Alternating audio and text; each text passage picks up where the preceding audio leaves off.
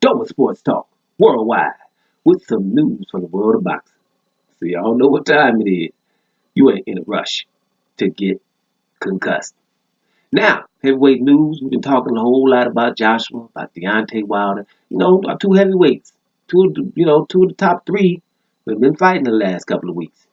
Things to talk about. What's up. What we want undisputed, right?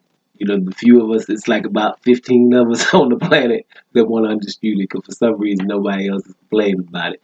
But anyway, I told you, you know what I'm saying? It ain't gonna be no Wilder fight. No Joshua and Wilder. Wilder's told you too. I think a lot of people just know that's not gonna happen, right?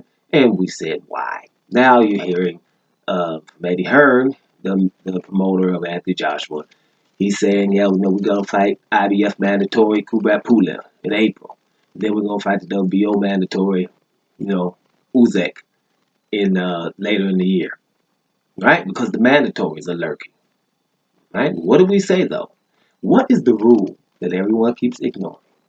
Hey, undisputed trumps everything. So let me make sure this is clear. If he fights Deontay Wilder for undisputed, forget Fury and Usyk and Pulev, like we've been saying, then they should basically back off. You got one champion, then the next one you next in line, automatically, right? But for some reason, they don't want that to happen.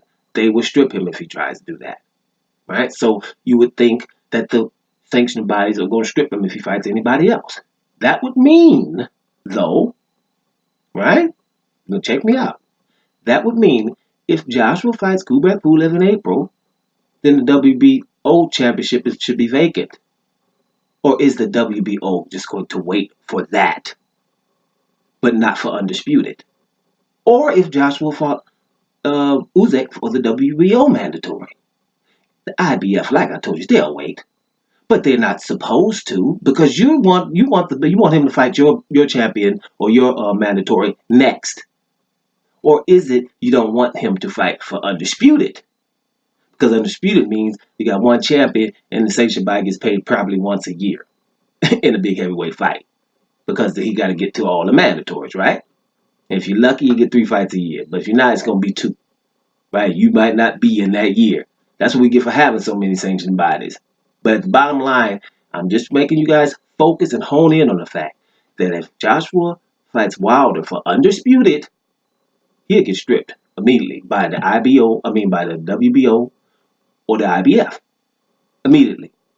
But if he fights one of them, like Kubrat Pulev, the WBO is going to wait, which is not what they're supposed to be doing. They're supposed to strip him, right? Because that's what they want you to do. Pay attention to that going forward. So like I told you before, the fighters, Joshua, Wilder, they have the power.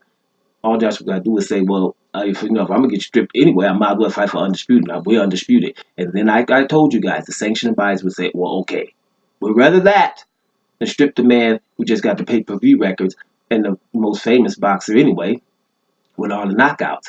That's the biggest fight in boxing. Still, I think it's even bigger than Fury, right? If they get it cracking. But just pay attention. Again, guys, undisputed fight can't happen. They're allergic to that, right? We'll strip you immediately. But if Joshua fights Kubrat Pulev, watch the WBO wait. And that's not what's supposed to happen. And like I said before, Usyk, the same thing. If he fights Usyk, the IBF would wait. But they won't wait for undisputed. Sounds like the middleweight division, doesn't it? Doma Sports Talk, worldwide. And I'm up out of here, y'all.